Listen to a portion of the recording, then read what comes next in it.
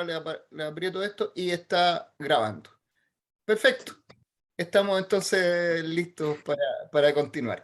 Bien, para aprovechar el tiempo, entonces, ya hemos dado nuestros nombres.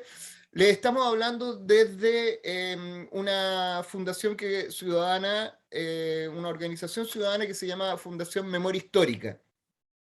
Y partimos por agradecerle la disponibilidad y su tiempo, que sabemos que es escaso dado todas las obligaciones que tienen con este importante cargo. Entonces queremos aprovechar al máximo este tiempo. Nosotros hemos venido trabajando en temas de, como el nombre de nuestra organización lo indica, memoria histórica, y específicamente en la desmonumentación de todos los símbolos de la dictadura que aún existen, en la monumentación de las víctimas de violaciones a los derechos humanos y en general en el establecimiento de garantías de no repetición. Las garantías de no repetición es, como ustedes saben, una obligación de aquellos estados donde se han producido violaciones graves a los derechos humanos, de acuerdo con el derecho internacional de los derechos humanos, para que, como su nombre también lo indica, no vuelvan a ocurrir las mismas cosas, digamos, no basta las sanciones individuales a los autores, sino que el Estado tiene que preocuparse de que no vuelva a ocurrir esas cosas. Entonces, dentro de la obligación general de reparación, no solo a las víctimas directas, sino que a la sociedad en su conjunto están estas garantías de no repetición. Y hemos trabajado entonces en esa línea. Hemos tenido algunos éxitos, también algunos fracasos, pero mantenemos la decisión y nuestra convicción de seguir adelante, y creemos que este momento, el momento constituyente, es particularmente propicio para avanzar en este terreno. ¿Cuáles han sido nuestros éxitos? Logramos, por ejemplo, a través de un recurso de protección, obligar al ejército a retirar la fotografía de Manuel Contreras, que aún exhibía en la Academia de Guerra del Ejército y tenía también placas conmemorativas en el regimiento de Tejas Verdes.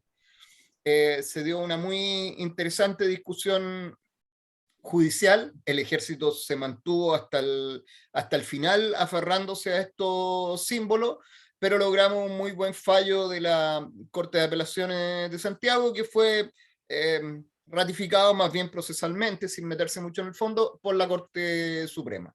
Pero el ejército agotó todos sus recursos para tratar de defender el mantenimiento de la fotografía de Manuel Contreras en la Academia de Guerra.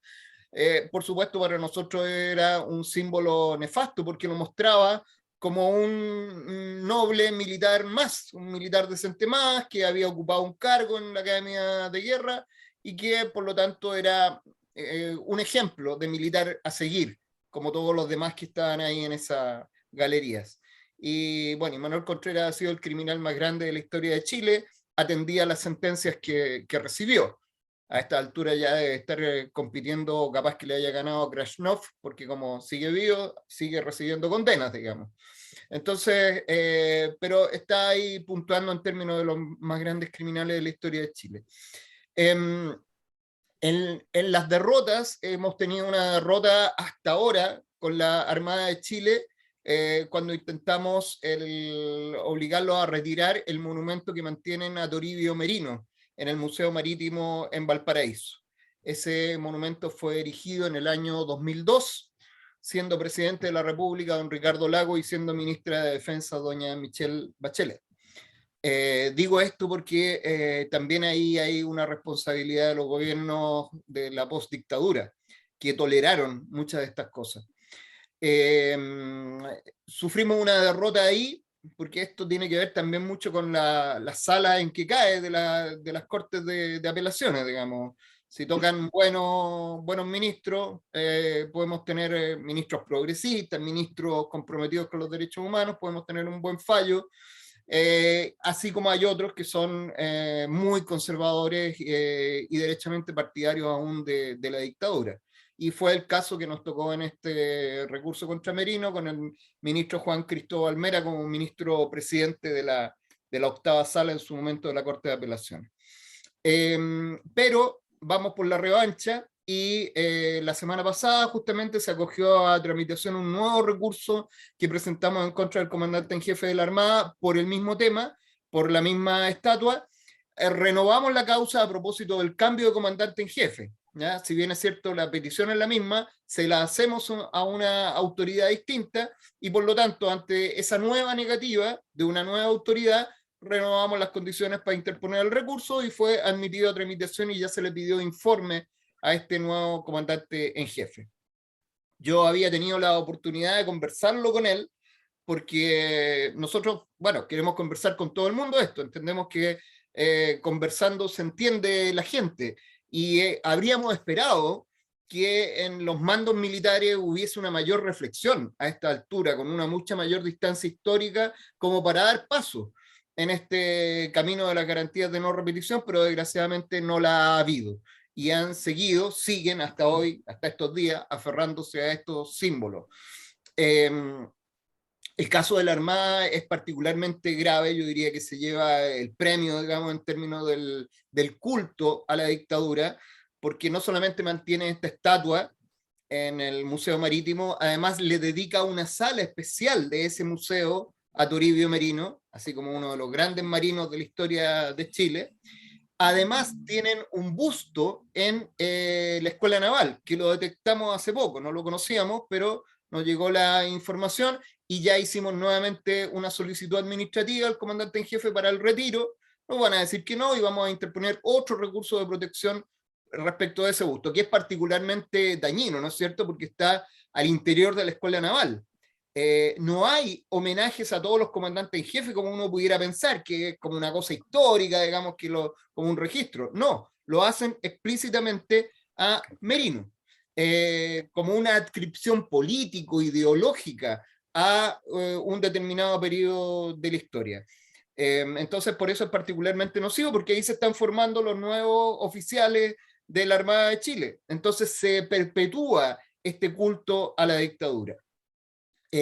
No solamente está este busto, sino que resulta bien impresionante ver en las redes sociales, hemos podido ver videos, por ejemplo, de la Escuela Naval entonando El Libre, ¿no es cierto? Esta canción de Nino Bravo, que fue como el himno civil del golpe de Estado, la Escuela Naval oscurecida y todos los cadetes cantando El Libre. O la Escuela Naval en formación de salida, cantando Alborada, que fue un himno compuesto específicamente para el golpe de Estado. Entonces, ahí el culto es realmente impúdico a la dictadura, a la figura de Merino y en general al golpe de Estado. De más está decir que es un culto nefasto porque lo que hace en el fondo es entregar el mensaje a las nuevas generaciones de marinos diciéndole lo que se hizo estuvo bien y por lo tanto si es necesario lo volveremos a hacer. Ese es en síntesis el mensaje que se entrega a través de estos homenajes a los jerarcas de la dictadura y al golpe mismo. Y eso es exactamente lo contrario a las garantías de no repetición, que es la obligación del Estado de Chile de acuerdo al derecho internacional. Bueno, y hemos mantenido otros temas. Uno que vale la pena mencionar es la lucha que hemos dado para buscar el cambio de nombre de la Escuela de Suboficiales de Carabineros. La Escuela de Suboficiales de Carabineros se llama Fabriciano González Ursúa. Fabriciano González Ursúa fue un policía que murió el 11 de septiembre de 1973 perpetrando el golpe de Estado. Cayó tratando de, enfrentando a uno de los pocos focos de resistencia que hubo, que fue en la industria, en Indumet, en Santiago. Teniendo Carabineros muchos funcionarios que han caído enfrentando a delincuentes en el cumplimiento de su deber propiamente policial. Ninguno de ellos les sirve para homenajearlo, para ponerle nombre a la escuela de suboficiales, sino que buscan precisamente a ese que los identifica con el golpe de Estado. Y por lo tanto, de nuevo, el mensaje es adscribir a las nuevas generaciones de policías a uno de los bandos que se enfrentó en 1973 y decirle, miren, nosotros pertenecemos a este bando. Ese es nuestro mártir, lo mataron los del otro bando. Por eso que no nos podemos extrañar cuando Carabineros hace lo que hace cuando sale a la calle, porque ve a una parte de Chile como sus enemigos históricos. No los ve como ciudadanos a los cuales tiene que respetarle sus derechos básicos, sino que los ve como enemigos. Y por eso cometen las atrocidades que cometen. Tenemos otras cosas, pero no tenemos tiempo para poder pasar revista a todo eso, entonces quisiera entrar derechamente en la propuesta que tenemos ahora en el marco del proceso constituyente. Creemos que ya pasó la época de estas reformas a estas instituciones policiales y militares, que efectivamente a lo mejor hubo un momento en que pudieron ser simplemente reformadas, pero ese momento creemos que ha pasado y que han llegado a una crisis terminal, no solamente por el tema de la vinculación con las violaciones a los derechos humanos, no solamente por el mantenimiento de esa brutalidad en su actuar, también cometieron violaciones a los derechos humanos ahora a propósito del estallido social, sino que también por la increíble crisis moral que viven en términos de corrupción. Muy notoria en el caso particularmente de Carabineros y del Ejército, aunque también en las otras instituciones tenemos muchos casos. Entonces, en ese marco, creemos que ha llegado el momento de una refundación de la institucionalidad militar del país. Esta refundación, nuestra propuesta la centramos en las actuales Fuerzas Armadas. Hemos dejado de lado lo policial, no porque creamos que no es importante y urgente, sino porque creemos que está relativamente ganado. Es decir, existe un cierto consenso, creemos nosotros, en la sociedad chilena y nos imaginamos también al interior de la convención en términos de que Carabineros debe ser reemplazado por otra policía. Pensamos que esa batalla ya está relativamente instalada. Pero en cambio, creemos que no ocurre lo mismo respecto de las Fuerzas Armadas, que todavía las Fuerzas Armadas siguen siendo para muchos chilenos, incluso progresistas, digamos, como la cordillera de los Andes, en el sentido de que siempre ha estado ahí y siempre va a seguir estando. Y la verdad que eso no es así. No existen lo que ellos mismos, estas instituciones y sus partidarios denominan las instituciones permanentes de la República. No hay tales. Todas las instituciones las crea o las reemplaza el pueblo constituyente. Por lo tanto, no hay ninguna que tenga ganada su derecho a perpetuarse en la historia. Y creemos que ha llegado el momento de refundarla. Y entrando así en el meollo de nuestra propuesta, lo que planteamos es, en primer lugar, reemplazar el concepto de Fuerzas Armadas por el concepto de Fuerzas de Defensa.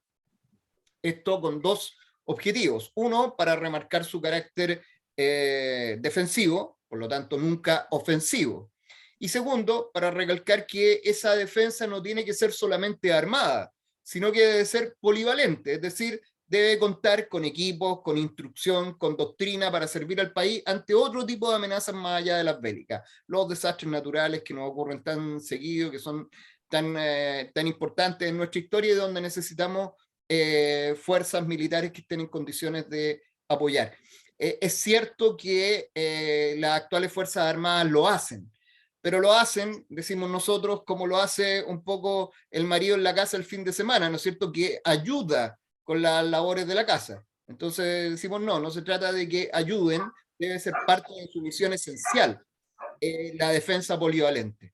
Así como la defensa bélica deben estar preparados también e instruidos y equipados para esta otra defensa. ¿Qué es lo que ocurre en otras partes del mundo? Digamos, no estamos aquí, creemos, inventando nada tan extraño. Digamos, en España, por ejemplo, un país que en general no es tan progresista en materia de sus instituciones militares, más bien son una continuación de la época del franquismo.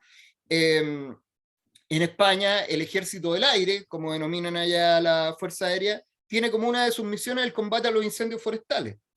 No ocurre como acá que hay que estar subcontratando aviones privados, sino que es una labor del Ejército del Aire el combate y tiene unidades especializadas para esta materia, porque son cuestiones que hay que hacer con el mismo rigor militar con que se enfrenta a un enemigo. Hay que actuar rápidamente, hay que actuar con toda la fuerza disponible en el momento inicial para evitar que se transforme en una gran tragedia. Es decir, son cosas que ocurren en otras partes del mundo. Pensamos que este tema, el del cambio de Fuerzas Armadas a Fuerzas de Defensa, no debería ser mayormente problemático, porque de una u otra manera es la evolución que ha tenido la institucionalidad chilena. Ustedes saben que hasta 1932 existió el Ministerio de Guerra, y ese año, un poco vinculado al anterior proceso constituyente democrático, fue reemplazado por el Ministerio de Defensa.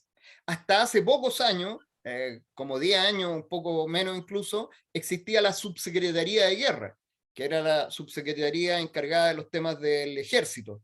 Y eso fue modificado, ¿no es cierto?, reemplazado por la Subsecretaría de Fuerzas Armadas. Entonces, pensamos que en este tema no debiese haber mayor conflicto.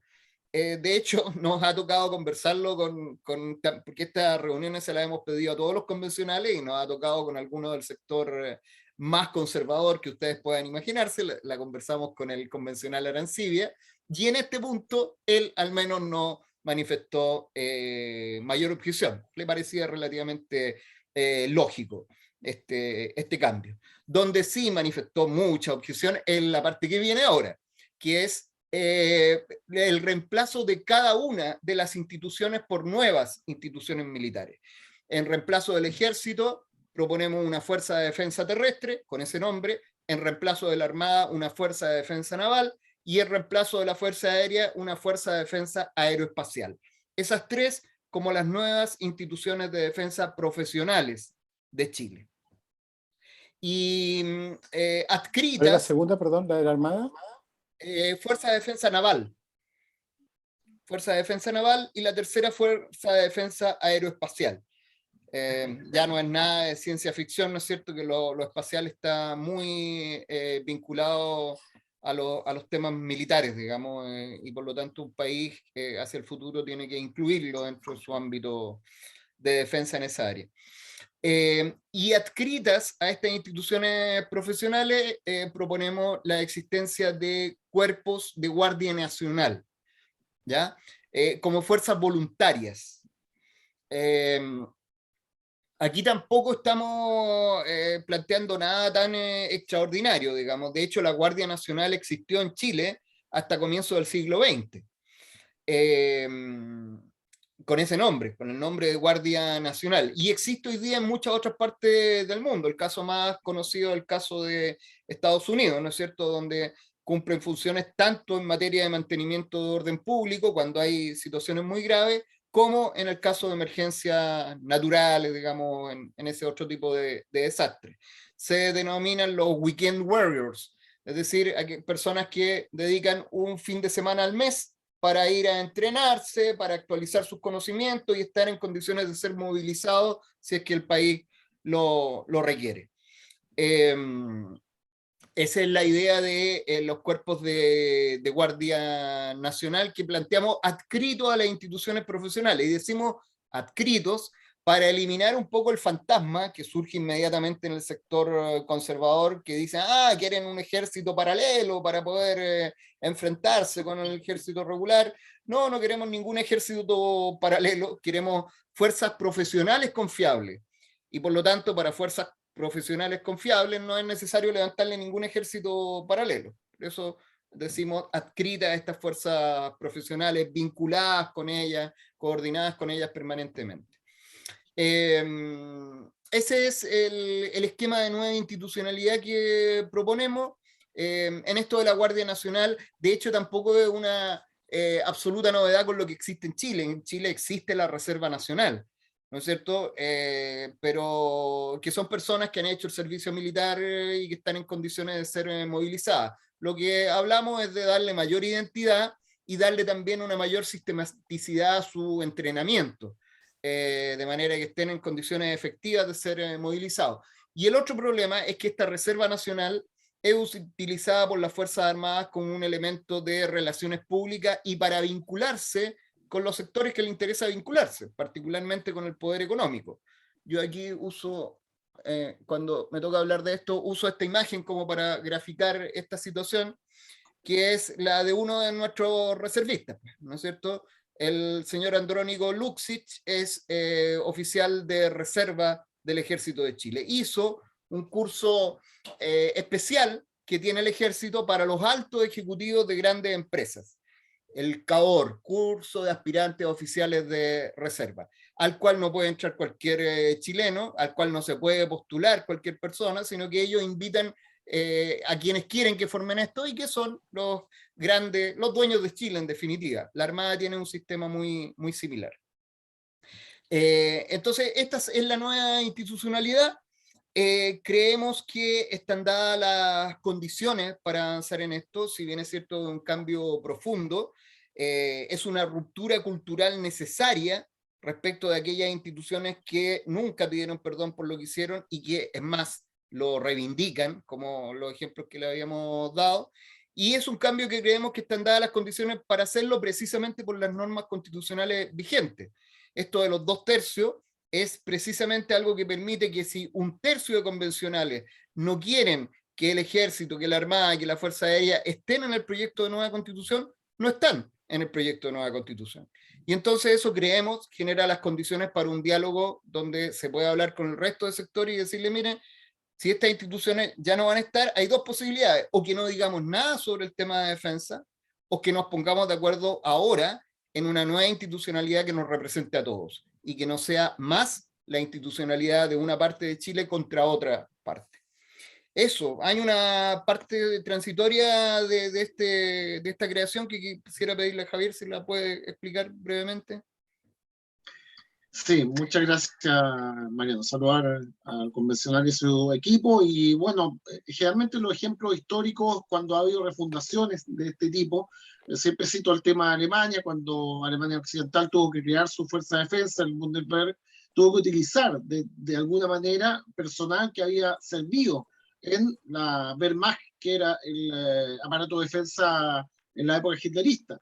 Y en este caso, la idea es que en la nueva fuerza de defensa puedan servir también gente que lógicamente tiene la experiencia y el conocimiento para poder ejercer estas funciones, pero lógicamente tiene que tener condiciones, no solo profesionales. En este caso, nuestro artículo transitorio habla lo siguiente: los miembros de las antiguas Fuerzas Armadas, que entrarían en disolución a contar de la entrada en vigencia de la Constitución y que posean una hoja de servicio sin antecedentes de corrupción o brutalidad en el ejercicio del cargo, pasarán a integrar las nuevas instituciones según su ámbito de especialidad, teniendo como requisito la firma de un compromiso solemne en la forma de una declaración jurada de respeto a los derechos humanos y de repudio a los crímenes de las instituciones en disolución.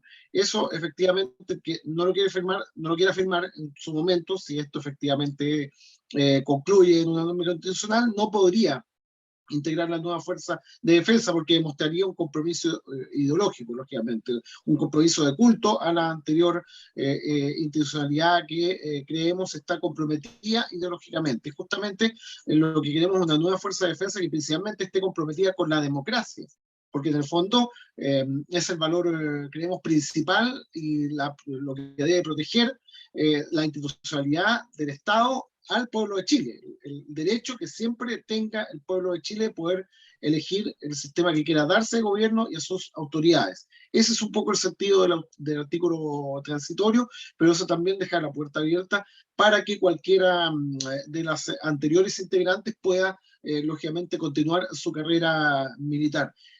Por supuesto, es algo muy importante recalcar que, como lo decía Luis Mariano, que moción es porque creemos importante que la defensa nacional esté en la nueva constitución. Hay quizás otras posturas, que no lo esté o que desaparezca. Nosotros creemos que la defensa nacional es necesaria en estos tiempos, en lo cual no hay quizás amenazas tan fuertes de tipo vecinal, la famosa HB3 o hipótesis vecinal de los las tres amenazas, digamos, nuestros tres vecinos, pero hay muchas otras amenazas que atentan a la seguridad nacional. Empezando, por ejemplo, con el cambio climático, con la situación que está ocurriendo con el medio ambiente. Hay posibilidad, como decía Luis Mariano, de incendios forestales muy fuertes, periodos de sequía prolongados, y siempre va a ser necesario un aparato de defensa. Pero ya no solo Fuerzas Armadas, cuya frase ya no tendría ningún sentido.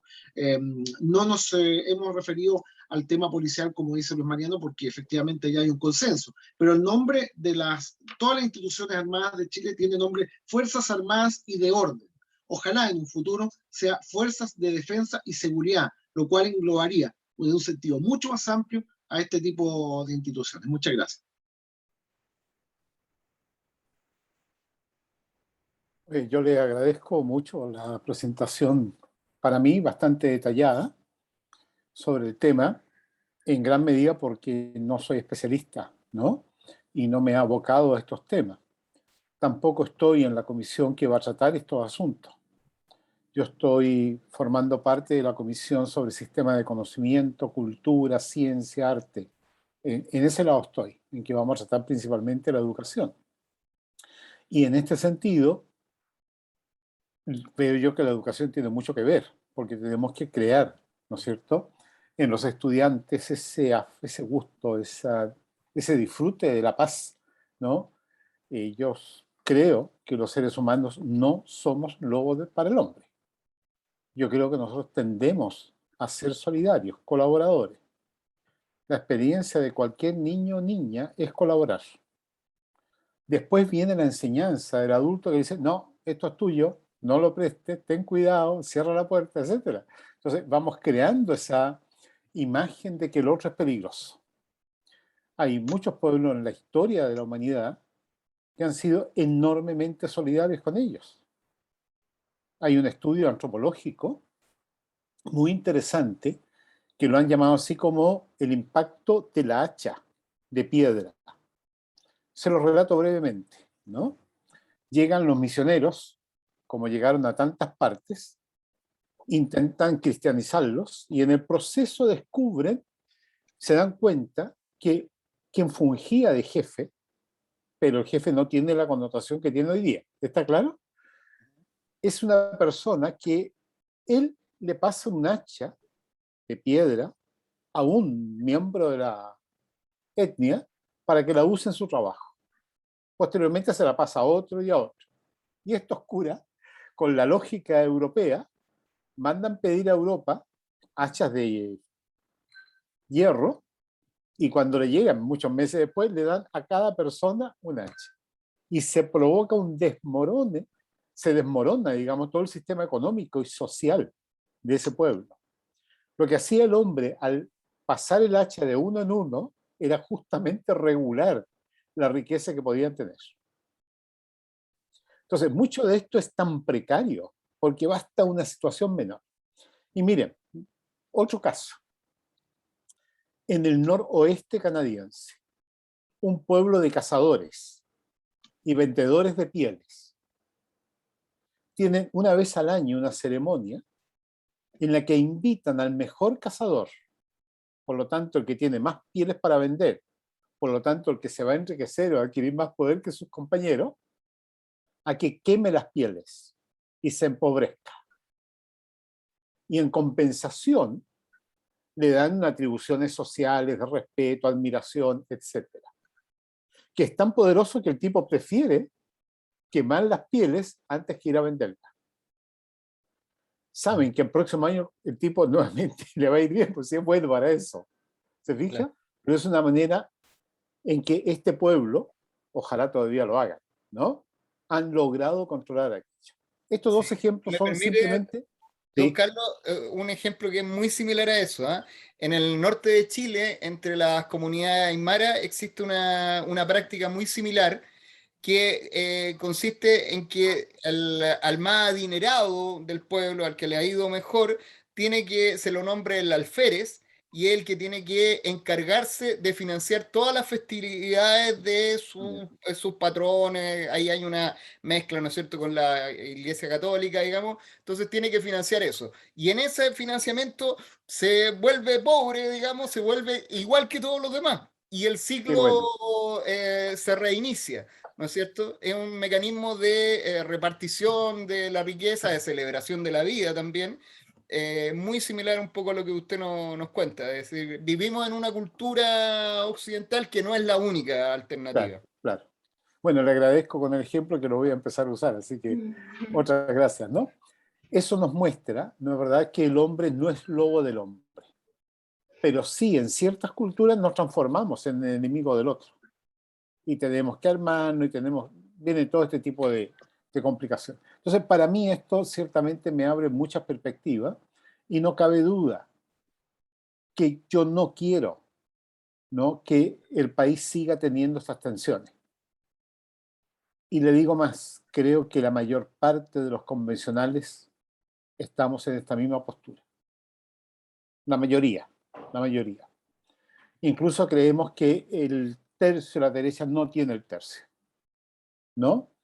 Y podría costar.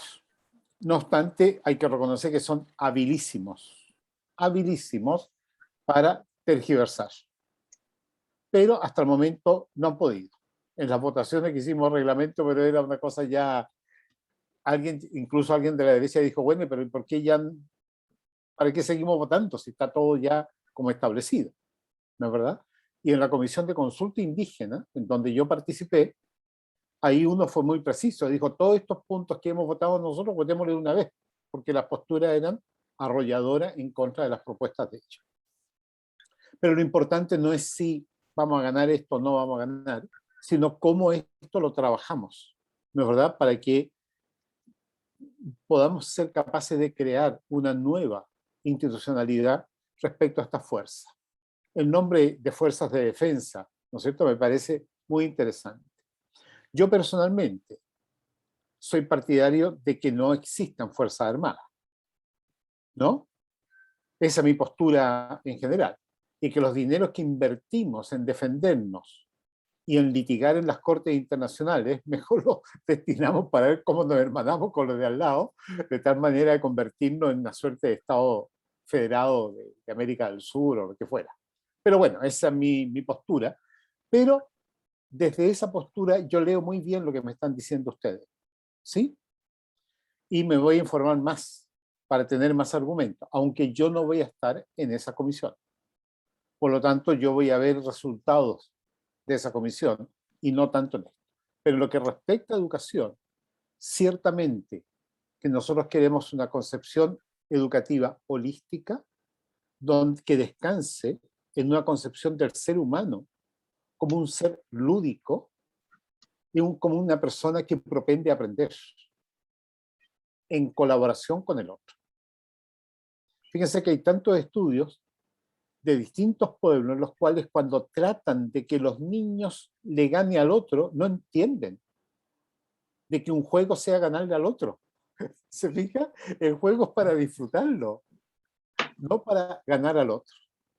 Entonces, estos antecedentes nos tienen que ayudar para encauzar por este lado, de tal manera que cuando el aporte de esta otra comisión encaje con el nuestro, no de una manera artificiosa, buscar qué verbo le ponemos para que la cuestión digamos lo mismo, sino que sea un encaje que fluya naturalmente, ¿no? Es lo que les puedo decir más, excepto que me encantó lo que están planteando, ¿ya? Y esta lucha por desmonumentalizar, no conocía el verbo, ¿ya? Me parece muy, muy interesante porque son maneras sutiles que se tiene de preservar cierta memoria, ¿no? Y usted lo dijo muy clarito, no son a todos los comandantes que se les tiene un busto, entonces ¿por qué se le tiene este? Digamos, ¿no? Así es. Es muy claro eso, ¿ya? No se me ocurre qué más decirle, sino darle las gracias. Voy a informarme más en detalle con lo que están trabajando ustedes, ¿sí? Y ver cómo esto yo entonces lo meto en mis presentaciones respecto a la educación vinculada con la cultura, el arte, la ciencia, la tecnología, ¿no? Fíjense que gran parte de las investigaciones tecnológicas comienzan con la industria de la guerra. Sí, así es. Yo estudié en la Universidad de Stanford y tuve de amigo a un español, Miguel, que estudiaba física aplicada. Y me acuerdo tomándonos una cerveza o un vinito, Miguel decía que se le abrían dos bifurcaciones. Una, cuando ya fuera doctor en física aplicada, la industria de la guerra o la investigación académica. Decía, con la industria de la guerra yo voy a ganar plata, con la otra no. Optó por la vida académica. Porque ¿dónde puede poner en juego ese saber tan especializado? Hoy día en la industria de la guerra. Internet partió por ahí, todo partió por ahí. ¿Se fija? Entonces tenemos que darle vuelta a esto y que nuestra investigación sirva para la paz de nosotros, para solucionar nuestros problemas, ¿ya? Pero bueno, el tema es es complejísimo, como ustedes lo saben, mucho mejor que yo. Así que yo les agradezco mucho el trabajo que realizan, lo que realizan por lo que no estamos metidos en esto, pero nos damos cuenta de que sí es un error, ¿ya? Y seguiremos en contacto, ¿no? Muy bien, muchas gracias. Nosotros quedamos muy satisfechos con, Voy a con esta compartir conversación. con convencionales con los cuales más converso, digamos, la preocupación de ustedes, ¿ya? Y aquello en lo que están trabajando, ¿sí? Sí, disculpen, Alison había pedido también la palabra. Sí. Sí. Es que lo referente a lo de la comisión, o sea, uno se puede discutir a fondo, pero creo que aparte de ser un tema de derechos fundamentales, también se relaciona con una de la lista de la Comisión 7, que es todo lo referente a cómo se va a abordar patrimonio ahora en la nueva Constitución, que es Oh, tienes precisamente razón. uno de los nombres de la Comisión 7. Sí, Entonces, ¿dónde estoy yo? patrimonio en sí, como expresión, ya no va a estar no va a estar, nunca se trabajó a nivel constitucional. Entonces, probablemente esta es una de las tantas temáticas con las que se va a partir también patrimonio como regulación a nivel del país, en la número 7, la que está usted, don Carlos. Alison, usted me da un argumento ahora para defender el tener asesores. Porque mire, estando en la comisión que dice patrimonio, no me cayó la chaucha. Eso pasa porque pusieron un nombre muy largo y nosotros decíamos que había que poner un nombre que fuera imponente y luego ir viendo, y Claro. es más largo el nombre porque además son políticas públicas en torno a patrimonio y otro nombre más, son alrededor de 3 áreas juntas, la comisión número 7 que se ven muchos aspectos y creo que como va a ser primera vez que a nivel constitucional vamos a hablar de patrimonio, sería extraño que no se hiciera una relación enseguida con aspectos de derechos fundamentales. Fantástico, Alison. Mire, así se ha dicho siempre, se ganó un poroto. No sé si se usa todavía, pero se ganó un estrella. poroto, ¿no? Una estrellita, claro. Claro, porque fíjense, yo estoy en esa comisión. Arte y patrimonio, dice el nombre, y no hice la relación. Por eso es muy bueno este conversatorio. ¿Se fija? Que me permitieron unirlo. Ustedes hablaron con claridad. Yo pensaba, y claro, y esto, pero Alison, si no interviene Alison, yo no hago la relación. Así que muchas gracias, chiquilla. ¿No? Así que vamos a tener que seguir conversando para tener más antecedentes para que yo pueda plantear. Nosotros encantados, sobre todo el tema que toca esto de la educación para la paz, porque aparte de este trabajo, bueno, en lo particular he venido trabajando en eso hace mucho tiempo y hemos venido planteando en general la idea de la desmilitarización de la cultura, del desarme cultural. Por ejemplo, planteamos hace ya muchos años un desarme conjunto con Perú en relación a las conmemoraciones militaristas. Como en Chile conmemoramos el 21 de mayo, ellos conmemoran el 8 de octubre, que es la ocasión análoga, digamos, el 8 de octubre el combate de Angamos donde muere Grau, el 21 de mayo el combate naval de Iquique donde muere Prat. Las dos, y fíjense, las dos son derrotas para los respectivos países, ¿no es cierto? Y precisamente se cultiva eso, porque ante la derrota lo que viene es la revancha. Entonces ese es como el gran mensaje cultural profundo que se transmite implícitamente ahí. Así que si hay oportunidad, tenemos mucho tema para compartir también sobre esa otra arista. Con todo gusto. Me estaba sonriendo porque cuando yo estudié en Stanford, llegó un profesor chileno. Entonces, a mí me fijan mi examen doctoral el 21 de mayo. Y me lo encuentro en el pasillo, me dijo, Carlos, te tocó el 21. Y nosotros que celebramos pura derrota, me dice. Así que ten cuidado. Tiene un sentido esa derrota. Igual que el combate de la Concepción, fíjense, otra derrota tremenda, pero de nuevo, se cultiva el afán de la revancha. De la revancha. Bueno, y fíjese, a propósito de la paz, Jaime Aguirre, profesor de Coquimbo, cuando fue director en la escuela en Guanaqueros, a la banda de guerra, le cambió el nombre por banda de paz. Ah, qué bonito. ¿Ya? y con todo el mensaje que eso significa, digamos, ¿no? ¿Ya? Así que bueno, muchas gracias Luis y Javier, ¿no? Y Alison por este regalo, chiquillos, ¿no? Porque muy bueno, y Mauricio por toda la colaboración, ¿ya? Bien. Sí. Y Quedamos además sirve para entonces... todos. Sirve para todos porque ahora ustedes cuando vean los integrantes de la Comisión 7 van a poder también hacer una relación de no ver tan Sí. cerrados solamente todo que está en derechos fundamentales. Los temas muchas veces Sí. tienen implicancia en las otras áreas para Sí. no tratar de que todo quede ahí. Creo que Sí. eso también es importante. No, muy bueno, me alegro mucho, ¿ya? Bien. Bueno, eso es la ¿Quieren sacar educación, una fotografía final de sí, por supuesto. Ya, va Quería ahí decirle que la educación es eso, es la creación de relaciones. Esto que estaba aquí y ahora está acá, ahora lo uní. Claro, bueno, la inteligencia es la capacidad de ligar cosas que a primera vista están dispersas, digamos, y el cerebro humano es capaz de ligarlas y encontrar las relaciones. Exactamente. ¿Ya?